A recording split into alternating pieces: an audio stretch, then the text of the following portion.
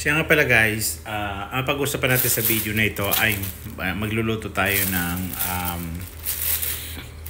pinakbait. Tapos ito binili ko na mga gulay. Then kasama pala yung saging na yan. Worth of 12 real. Then bumili ako ng flex na 5 real. So all in all, magagastos na sa pagluluto ay nasa 20 real. So ipakita ko sa inyo, minisure ko lang yung amount kasi yung baka may magtanong na cost of living here. So itan.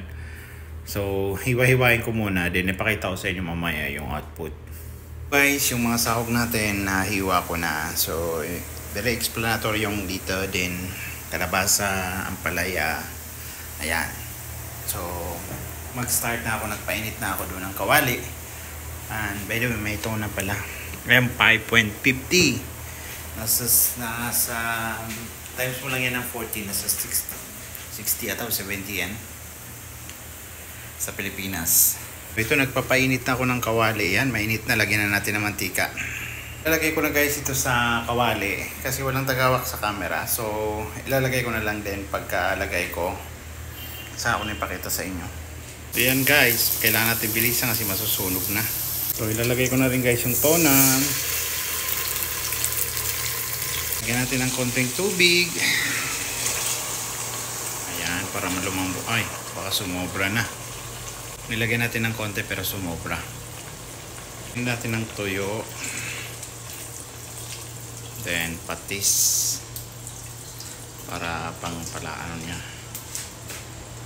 So guys, lagyan natin ng mushrooms. Uy, sumobra. Ito lang yan. Guys, medyo pa lambutin lang natin ng konti yung kalabasa. So ilagay ko na yan guys. Pinaghalo-halo ko na. Di called mikos-mikos na lang. Pati pa yan guys, nandyan yung ano. So, ano natin, haluin natin. Marami guys akong niluto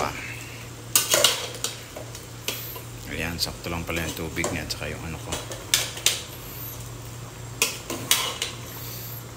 Halo-haloin ko tapos takpan natin.